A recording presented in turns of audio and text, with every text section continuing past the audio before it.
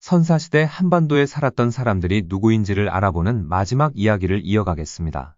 이전 영상에서 한반도 신석기 문화를 주도한 사람들은 남방계 혈통에서 유래된 고아시아인의 후손과 조몽 집단이 토착 선주민이며 빙하시대가 끝날 무렵 북방계로 불리는 아무르 혈통의 집단이주가 있었다고 말씀드렸는데요. 남해안에 살았던 빗살무늬 토기인들의 유전자는 대부분 남방계인 고아시아인과 북방계인 아무르 혈통이었으며 소량의 조몽계 혈통으로 구성되어 있었죠. 그러나 통영 욕지도 샘플은 조몽계 혈통을 그대로 간직하고 있었는데요. 한반도에도 조몽 집단이 살고 있었다는 얘기죠. 수렵 채집으로 연명하던 일본 조몽인들이 신석기 농경민으로 변신하게 된 배경이 한반도라는 설명입니다. 창녕 비봉리에서 발견된 완전한 형태의 노아 통나무배는 남해안과 열도 사이에 신석기 시대부터 바닷길이 열려 있었다는 유력한 증거죠. 또한 그동안 제기되어 왔던 반도 일본어설이나 문헌에 남아있는 남해안 외의 존재 등 풀리지 않던 역사 속 미스터리를 하나씩 풀어가는데 실마리가 될 것입니다.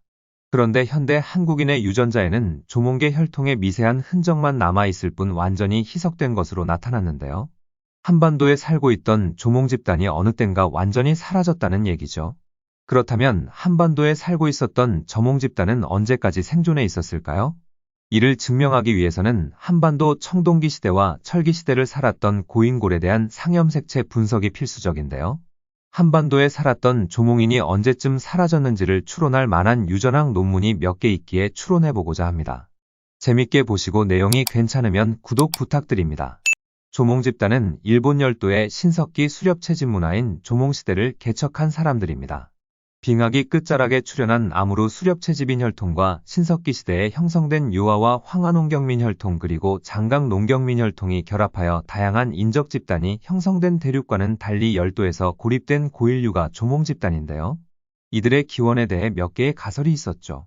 사할린을 통해 열도에 진입했다는 북방 진입설과 오키나와를 통해 열도에 들어갔다는 바닷길 가설이었는데요. 그러나 현재는 최대빙하기 때 육지로 드러난 동중국해 대륙붕을 건너 열도에 들어갔으며 바닷물이 상승하자 대륙과 격리되었다는 것이 다수설입니다. 그런데 신석기 시대 남해안에 살았던 사람들 중 일부는 온전한 조몽인 혈통이었으며 오랫동안 혼혈이 진행되었다는 사실이 확인된 것이죠. 이들의 이동 경로에 한반도 남쪽 땅이 포함되었거나 아니면 백길이 열려 있었다는 얘긴데요. 그렇다면 한반도 조몽인 혈통은 남해안 일부 지역에서만 남아 있었을까요? 아니면 더 넓은 지역 분포를 부였을까요? 서해안에 인접한 서산 대중리 유적은 신석기 시대부터 청동기 시대까지 사람이 살았던 집터 흔적과 패총이 발굴되었는데요. 로베이츠 논문에 따르면 기원전 7세기경 청동기 시대를 살았던 고인골에서 조몽인 유전자가 발견되지 않았습니다. 대중리 유골의 부게아플로는 북방 몽골계를 대표하는 C2B-L1373으로 확인되었는데요. 부게아플로 C2B-L1373은 하가점 상층 용두산 유적과 요동 정가와 자유적을 대표하는 SMP로 알려져 있으며 현대 한국인에게는 드물게 나타납니다.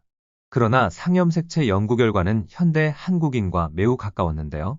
적어도 현대 한국인을 특정하는 유전적 형질이 청동기 시대 이전부터 형성되었다는 것을 알 수 있습니다. 또한 조몽인은 유화 농경민 혈통과 전혀 관련이 없으며 남해안에 살았다는 얘기죠. 이러한 연구 결과를 뒷받침하는 또 하나의 논문이 있습니다. 2022년 발표된 군산 당북리 유적에서 발굴된 6개의 고인골에 대한 유전자 분석 자료인데요. 당북리 유적은 백제계 수열식 석관묘나 횡열식 석실묘로 구성된 철기시대 유적지로 마한 계열의 옹관묘도 섞여 있습니다. 매장 시기는 5세기나 6세기경으로 추정되는데요.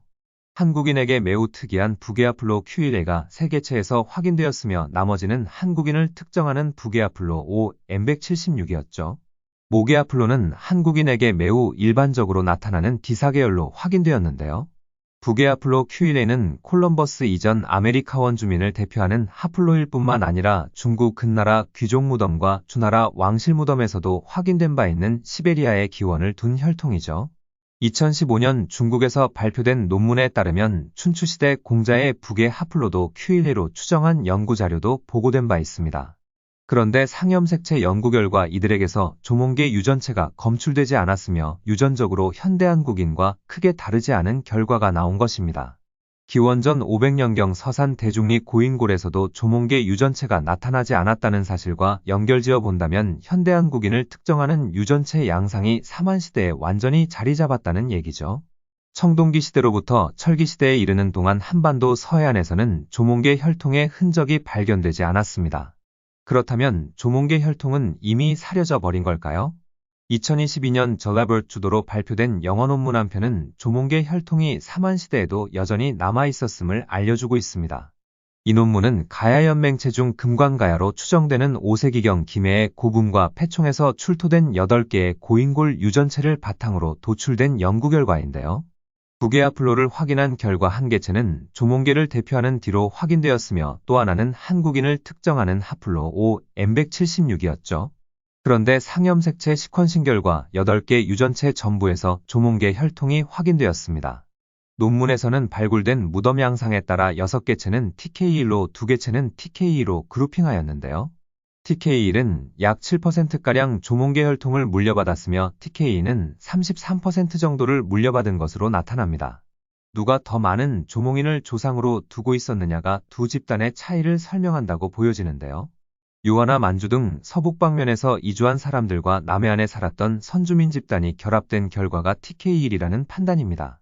이들의 혼혈이 진행된 시기는 기원전 1400년경부터 기원전 300년까지 약 1000년 동안 진행된 것으로 판단했는데요.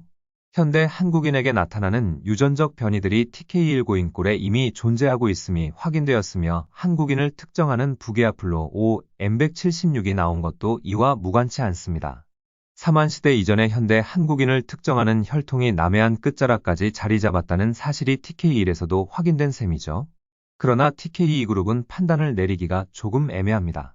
부계하플로가 D인 것을 보면 신석기 시대를 살았던 선주민 집단의 직계 후손일 가능성이 높지만 김해 지역과 일본혈도 사이에 벌어진 교류나 통혼의 결과로 조몽혈통이 강하게 나타날 수도 있기 때문이죠. 이는 삼국사기 신라본기에 나타난 가야기록에서도 어느 정도 확인할 수 있는데요. 신라와 벌인 모든 집단 전투는 육상에서 벌어졌으며 해전에 대한 기록이 없습니다. 가야연맹은 해양 세력에 뿌리를 두고 있지 않다는 얘기죠. 남해안 도서 일대의 저몽 집단의 후손들이 왜라는 이름으로 해양 세력을 형성하고 있었지 않을까요? 1996년 발굴된 진주 남강 대평리 유적 발굴 보고서에는 특정할 수 없는 두 세력 간 전쟁이 벌어졌음을 시사하고 있습니다. 실제 가야연맹은 신라와의 전쟁을 중단하고 친교를 맺게 되죠. 결론적으로 신석기 시대 남해안에 살았던 저몽계 혈통은 청동기 시대를 거쳐 철기 시대인 삼한시대까지 사라지지 않고 높은 수준으로 유지되었음은 분명해 보입니다. 또한 조몽혈통을 가지고 있지 않던 고조선이나 부역의 인적 집단이 지속적으로 한반도로 유입되면서 조몽혈통이 희석된 결과 현대 한국인에게는 흔적만 남게 된 것이죠. 그렇다면 삼국시대에 들어 조몽 집단은 가야 지역에만 분포했을까요? 한반도 전체적으로 더 많은 유전체 분석 자료가 나와야 확인할 수 있지만 고고학적으로 영남 지역은 비슷한 양상을 보이기 때문에 신라에도 있었을 것으로 보입니다. 또 하나의 문제는 한반도 곳곳에 남아있는 지명 이름에서 드러난 일본어 어휘의 존재인데요. 일본 열도에서 확인된 고인골류 전체의 구성 비율을 보면 조몽시대를 거쳐 야요이 시대로 이어지는 일련의 문화 단계에서 언어 교체가 발생할 만큼의 인적 교체 정황이 확인되지 않고 있다는 사실입니다. 엄청난 규모의 도레인 집단이 열도로 건너가 선주민 집단인 조몽인을 넉다운시킨 흔적이 유전자에 나타나지 않고 있다는 얘기죠. 야요이 시대를 살았던 고인골의 저몽인 혈통의 유전체 비율은 60%를 상회하며 인구학적으로 도레인을 압도하고 있었는데요. 그러다 고분 시대에 들어 수적 우위가 역전되며 현재는 10% 미만의 조몽혈통만이 현대 일본인에게 남게 된 것이죠. 일본의 고분 시대는 삼국이 팽창을 시작할 때부터 고구려와 백제가 몰락하는 약 400년의 시기와 맞물리는데요.